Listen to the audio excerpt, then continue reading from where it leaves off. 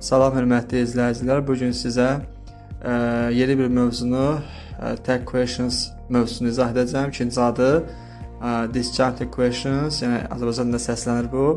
Ayrıcı suallar və yaxud da vergüllə, daha lor dildə desək, vergüllə iki hissəyə ayrılan cümlələr. Bu mövzu haqqında əvvəllər izahımız olmuşdu, amma bu mövzunun daxilində olan bir neçə xırdalıqlar var ki, bunlar barədə bizim izahımız olmamışdı və şagirdlərə çaşdıran bir məqam olduğuna görə, həmçinin də Dövlət İmtahan Mərkəzinin nəşr etdiyi 20 sınaq toplusunda bunu gördüyümüzə görə bu mövzularla bağlı izah verməyə qərarına gəldim. İlk izahım bu mövzuda olan törəmələrlə bağlıdır. Törəmələrlə başlayan tag questions'la bağlıdır. Törəmələr hansı ki nobody, everybody, someone, somebody və s. Bildiyimiz kimi bunlar sayılır. Və birinci cümləyə baxsaq, nobody worked on holiday. Heç kim bayramda və yaxud da tətildə işləmədi. Bəli, vergülə qədər ki, hissə təsdiq inkardır, nobody var inkardır. Vergüldən sonraki hissədə biz təsdiq veririk və worked feilimiz keçmiş sadə zamanda olduğuna görə, past simple zamanda olduğuna görə biz vergüldən sonra təsdiq veririk didlə və didin yanına da əlavə olunur they. Çünki törəmələrlə başlayan cümlənin vergüldən sonraki hissədəki, yəni ayrıcı sual cümləsində vergülə qədər ki hissədən nobody varsa, başda cümlənin başında və yaxud da digər törəmələr varsa, vergüldən sonraki hissədə uyğun zamanın feilini verir did və eyni zamanda orada şəxs olaraq da they verilir. Bəli, bu qaydanı bütün törəmələrdə gözləyin.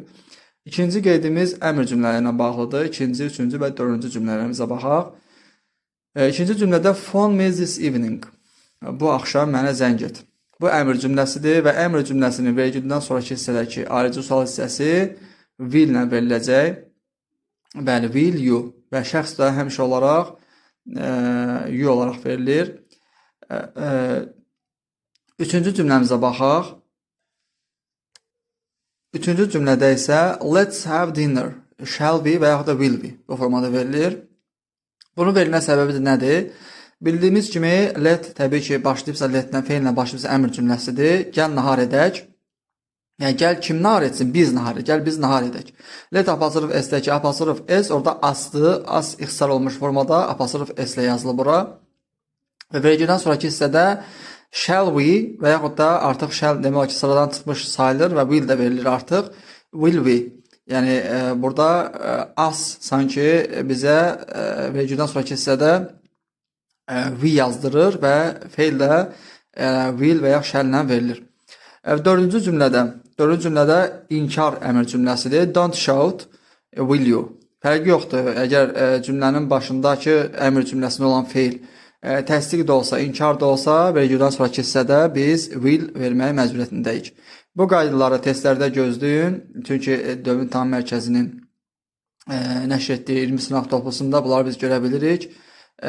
Bu mövzuda bu qeydləri xüsusi olaraq yadda saxlayın. Hər birinizə uğurlar.